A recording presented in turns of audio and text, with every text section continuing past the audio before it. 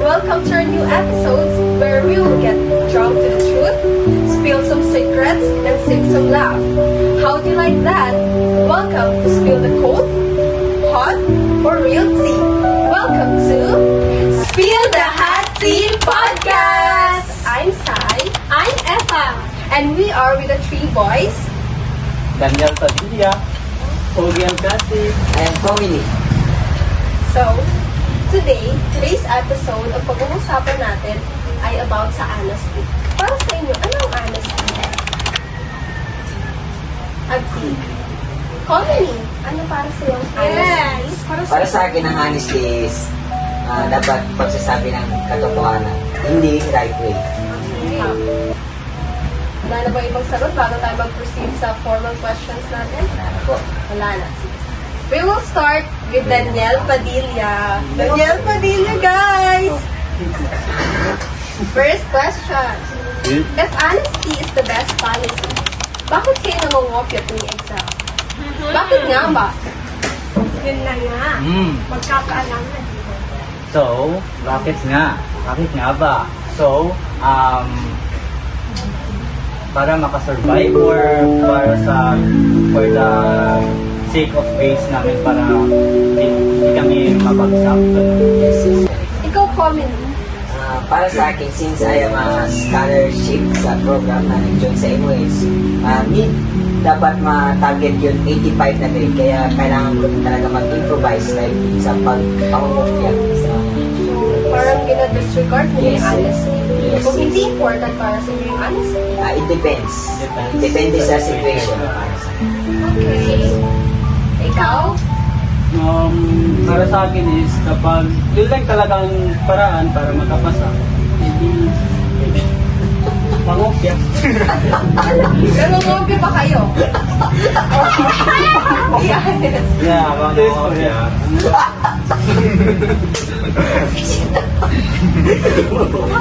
Sige, ikaw na.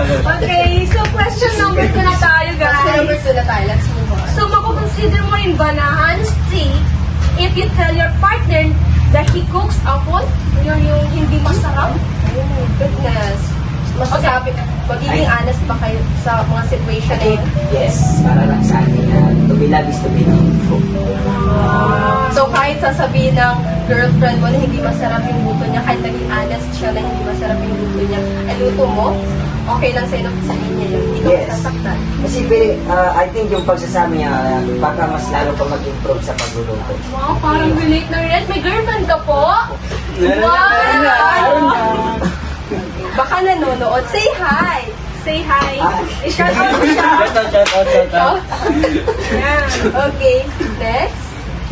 Ikaw, Daniel. Ikaw, Daniel. So, hindi man ako nagaluto, siya man nagaluto sa amin. Wow! So, kapag ganun is, masasabi ko lang is, appreciate na lang sa lahat ng ginagawa niya. Para lahat ng mga ginagawa niya is maganda para sa akin. Kasi po,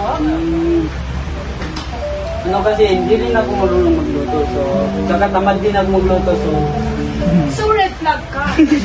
Red flag ka kung What gano'n. melon? Wala doon sa buwan. Pagka-red flag. Ay, sige. Pag pinag-usapan pala dito yung honesty. Ah, So, hindi ka nagluluto. So, kapag nakatikim ka ng luto ng iba, magiging honest ka ba sa panlasa mo kung masarap pa yung niluto or hindi?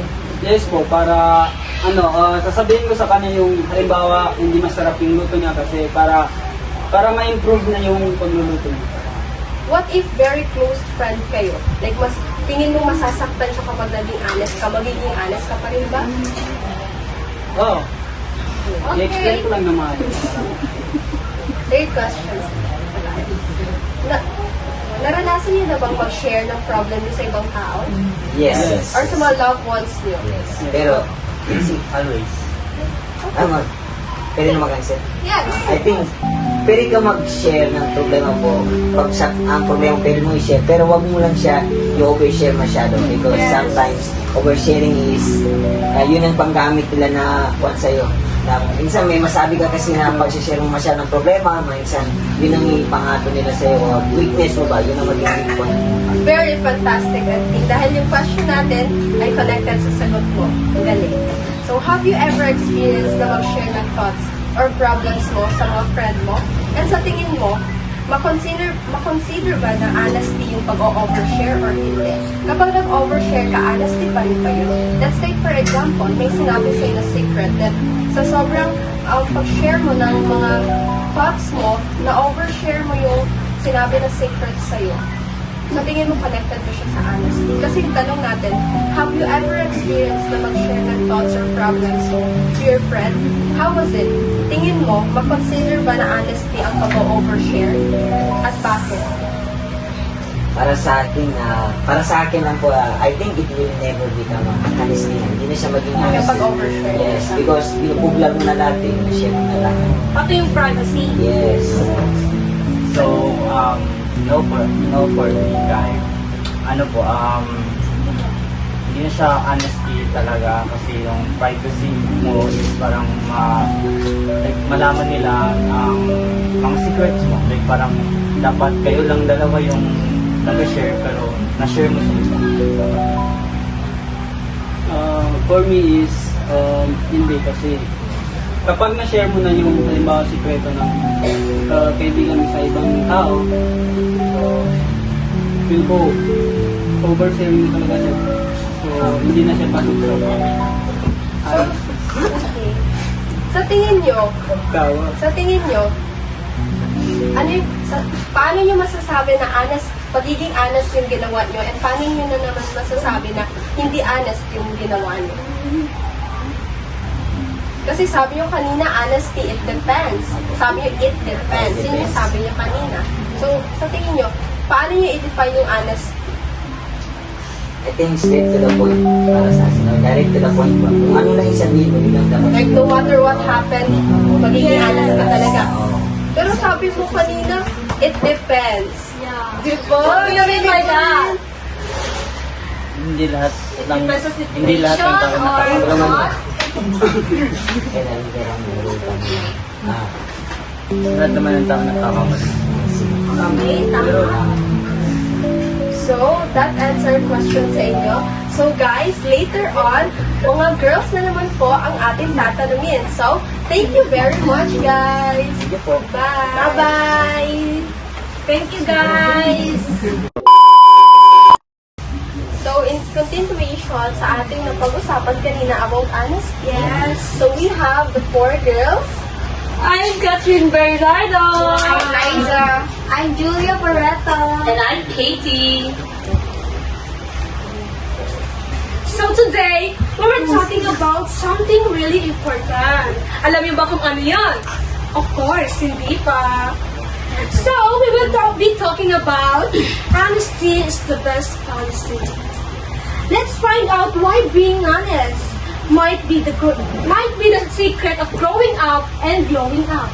Wow, glowing up. Speaking of glowing up, ang ganda. Sana all glow up. Yes. So, pwede ba ako magtanong sa inyo, girls? Yeah, sure.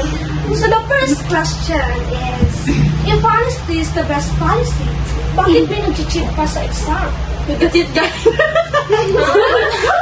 Sige, Sige, sino magsagot? Nag-cheat ka rin sa relationship sa exam pa kaya? Oh!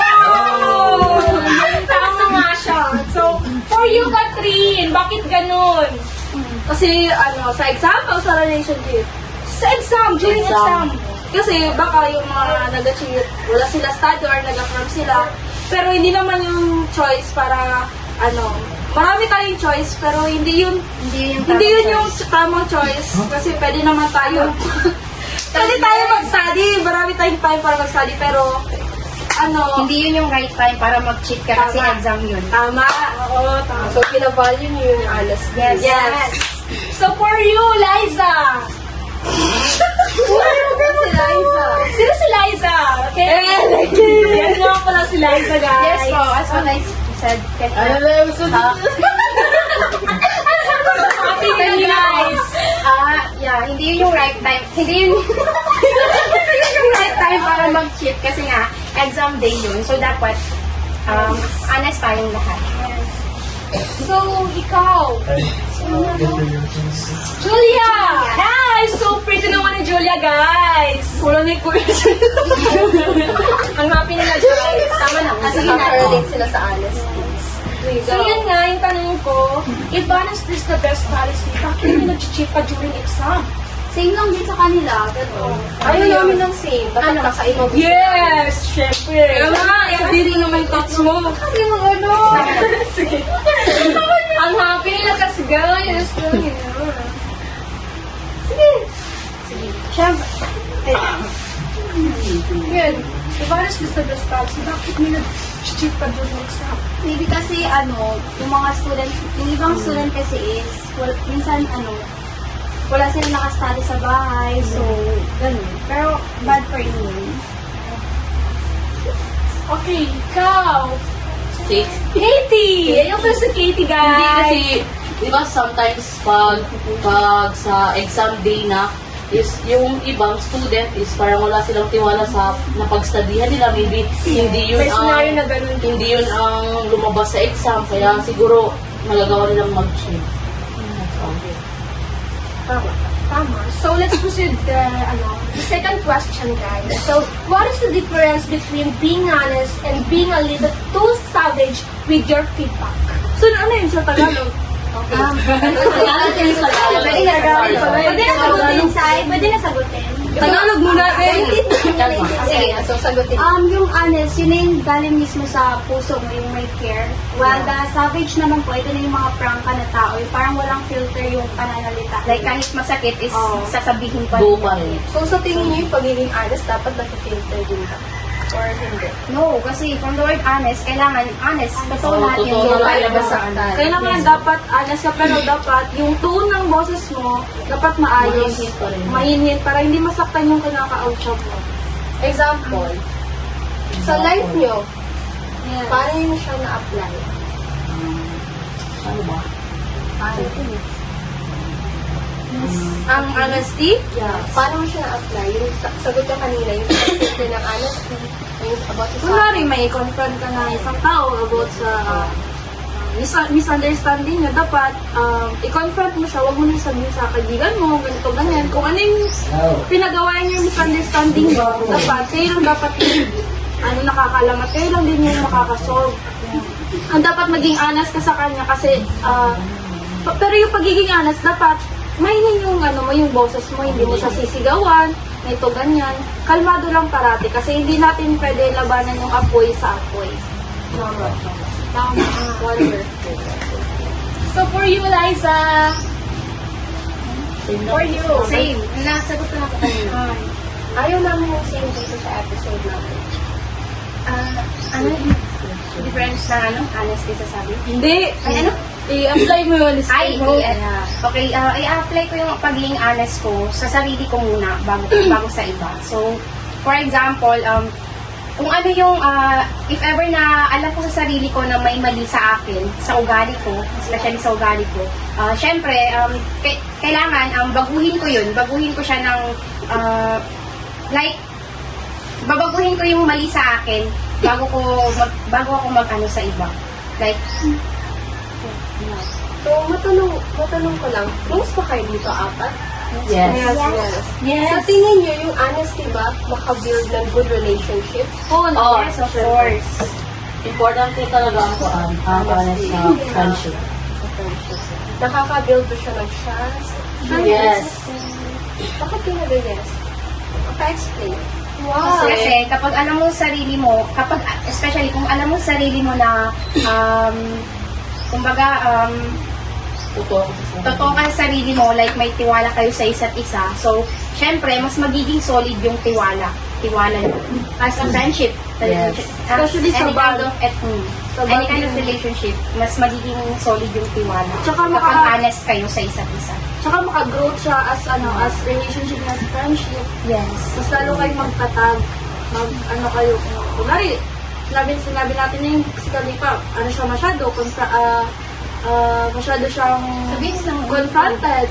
Tapos, may siya mataas ng boses. As kaibigan niya, dapat sabihin namin para mabago niya or makalmahan niya yung, yung feelings. Alam niya yung That's a good Yes, friendship. So, sa tingin nyo, how can you create a habit of honesty? Like, ano yung mga habit na ginagawa niyo para mag-create yung pagiging Nagsa-start siya sa sarili mo mismo. like talaga First, yung sa sarili mo. Misty, ano sagot mo? Tingnan mo sa kanila.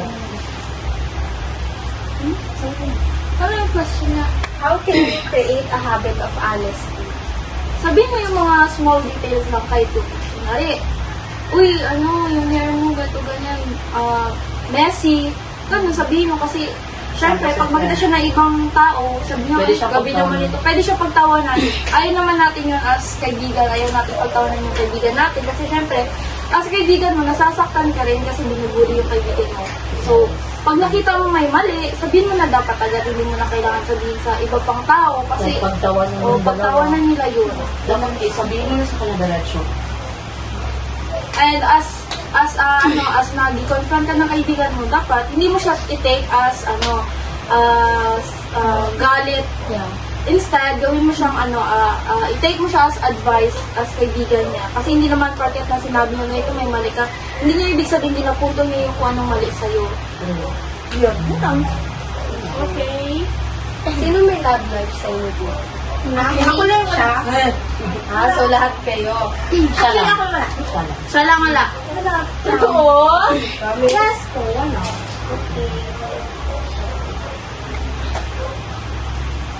Di ba may love life ka naman? Sino to? Si Liza. Si Liza Soberano. Oo. Di ba may love life ka naman? Amara? How does honesty help build trust in relationships? So, honesty, sobrang importante talaga ng honest kayo sa isa't isa. Kasi, kasi kapag alam niyo sa sarili niyo na open kayo both side, kumbaga mas mag-work and mas maging solid yung tiwala niyo sa isa't isa, and kumbaga Para maging strong pa. para mas maging strong pa, and kumbaga para maging healthy ka. And hindi mo na rin hindi mo na rin kumbaga hindi na rin mamumblema na hulaan mo kung ano yung Ginagawa. niya. Kasi nga, honest siya. Kumbaga nagsasabi siya ng totoo kahit na Tama nga naman. So you, Catherine, alam ko, relate na relate ka dito. Hi. Sige, sagutin mo. Siyempre talaga, tiwala talaga ang pinaka-first na dapat the most ibigay mo sa important. partner mo. Kasi, kung walang tiwala, hindi kayo magkakaroon o hindi kayo magtatagal niyan. Kasi every sasabihin niya, magdududa ka. Pero dapat naman yung partner mo, dapat honest din siya sa'yo. Wala dapat siyang, ipagtago sa'yo or at saka as a partner ng boyfriend mo or girlfriend mo, dapat maging honest ka rin. It goes both ways naman para ma-build yung strong relationship yung dalawa. May mga problems ba kayo ng boyfriend mo or ng partner mo na honest, yung pagiging honest yung nag-solve sa problem niyo? May mga instances ba na ganyan? Oo, syempre naman. Yung yung mga micro-cheating, nahuli ko siya, and then yun, nag-amin siya sa akin. And then after that, pinag-usapan namin, inamin niya sa akin, naging siya ng sorry. Bigyan ko siya ng second chance. Kasi syempre, wala namang sama magbigay ng second chance. Kasi nakikita ko naman talaga ngayon, as of now, nakikita ko naman na nagbabago siya. So, honest na kayo sa isa't isa. Honest talaga kami. Ayoko lang yung kailangan pa natin, as a girlfriend niya, kailangan ko pa malaman before niya sabihin. Dapat siya na mismo magsabi sa akin. Pangit kasi yung ako yung mismo nakalaban or sa iba ko pang tao malaman yung mga ganung bagay. Kasi ma-misinterpret natin yan or ma-misunderstand natin yan. You, Katie, Ay, relate ka ba dito? sa habaan. Sa honesty, pagiging honest mo. Yung Oo, importante talaga yan. Kasi ipula talagang, like, example, like, ganyan. Ipula kayong tiwala sa isa't isa. Like, parang, kagaya ng sinabi ni Chris is yung micro-cheating. syempre, as a girl, hindi mo talaga maiiwasan ng pagdududa, diba? Pero dapat yung boyfriend mo is, ano ba, like, dapat maging honest talaga siya sa'yo. Kasi, as a woman, di ba hindi talaga natin maiiwasan mag-overthink? Yes. Kasi, especially pag galing ka sa trauma, di ba? And then, pag ikaw naman na babae, dapat honest ka rin sa boyfriend mo. Both kayo na dapat may tiwala and honest sa isa't isa. Magiging strong yung relationships nyo without honesty. No. So, honesty is a must talaga sa relationship. Importante talaga yun. So, nakaka-build talaga siya ng strong relationships. Sana all, kung wala tayo. Asan si Julia Barreto? Wala na kaya, no? Okay. So, since hindi ka relate, here's it. Ito yung sayo. In your perspective, can being honest with yourself be the secret to personal growth? Tagalog daw. Nakaka-help ba yung honesty sa personal growth mo? Yes. Elaborate. Wow! Ano yan? Tama, sige. Siyempre, being honest is galing talaga sa self. Kailangan Kaya maging nakaka-affect na siya sa surroundings mo and nakaka-build na siya ng good relationship with others.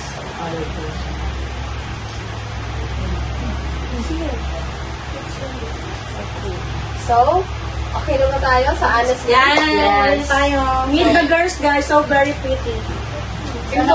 Before this episode ends, gusto namin itanong, ano yung mga insights niyo about sa mga questions na sinagot na kanina about sa honesty? Madedefine niyo na ba yung honesty?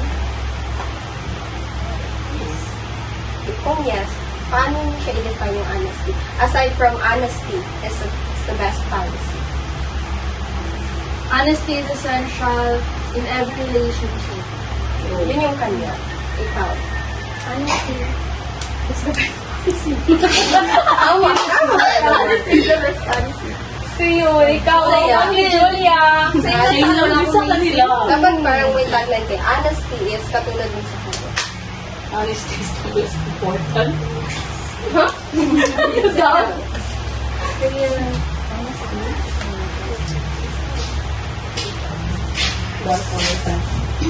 So let's goodbye na ba for this episode?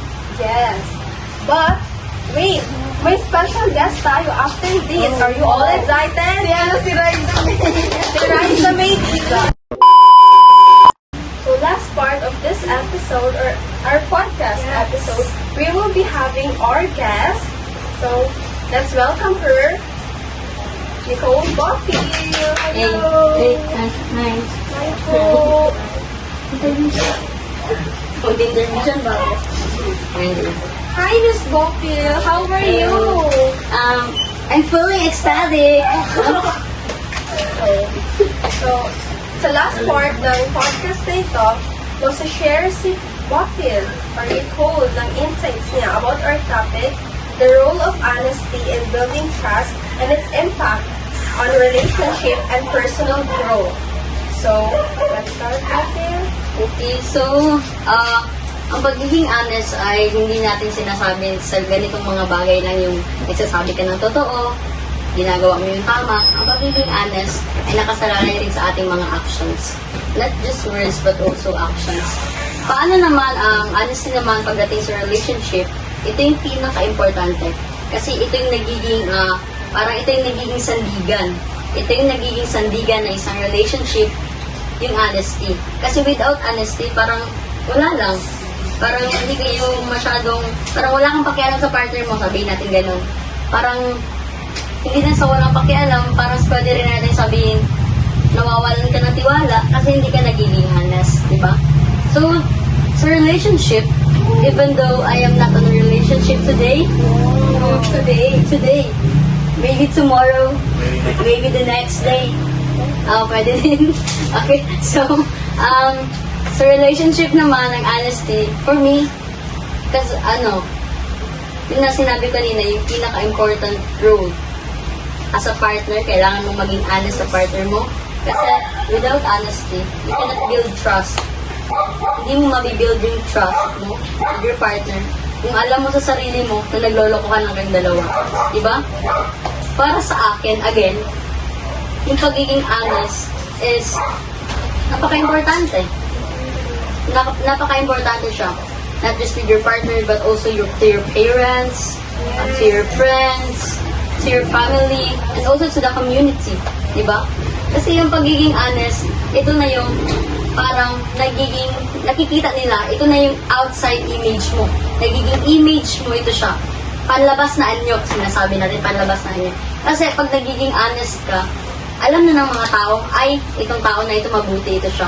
Ay, itong tao na ito, honest ito siya. So, pag nagiging honest ka, kailangan mag-umpisa tayo sa self-honesty. Hindi ka magiging honest sa kapwa mo, hindi ka magiging honest sa partner mo. If you, within you, hindi ka honest sa sarili mo, walang mangyayari. Am I right? Yes. Tama ba? So, ang honesty, again, is hindi siya ganun kadali. Minsan, nababother tayo sa mga nakapaligid sa atin, na yung mga small lies natin, nagiging, ng mga lies, parang nagiging masyadong malaki or sobra na yung mga lies na nagagawa natin. So, kailangan, pag alam natin, meron tayong parang habits, paano natin magawa sa sarili natin or paano natin i-improve yung pagiging honest natin. Before dapat, kailangan, sabi ko nga kanina, nagiging honest tayo sa sarili natin bago natin ipakita sa kapwa natin na honest tayo. Diba? Ang honesty is nag-uumpisa sa sarili. Personally, tama. So, if nagawa mo na yon or if alam mo na yon na honest ka, so why not? Maging honest ka sa lahat na ginagawa mo sa buhay. Kasi, ano nga yung sabi? Honesty is the best policy. So, honesty is the best policy. Marami, sino nga yung si Ninya? Nakita niyo ba yung si Ninya? Yung paano siya sumakses? O, diba? Pag sumasukses na diba? Parang, ito yung sabi, according kay Ninya, parang yung success daw. Diba, sinabi niya na sumasukses siya sa life. Kasi dapat, tayong mga tao, or tayo as a youth, kailangan, yung honesty, ito yung gawin natin, parang, baon natin sa ating pang-araw-araw. Gawain natin, dalahin natin siya sa ating pang-araw-araw. Not just sa loob ng bahay, not just sa labas, but also pag nakikipaghalubilo tayo sa iba. Okay, so yung honesty again, kailangan mo rin parang surround yourself with honest people. Kasi dito ka makaka-create ng habit on how to be honest. Kasi kailangan mo rin ng good environment.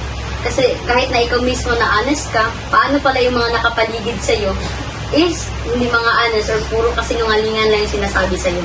Diba? Tama? So, kailangan pag gusto mo or gusto mo magtuloy-tuloy, kailangan you must surround yourself with honest people. Kasi dito rin nakasalalay ang parang dito nakasalalay yung kung ano yung magiging gusto mo sa future. Diba? So, before I would end this, mag-iiwan muna ako ng tagline na be real, be honest, and be you.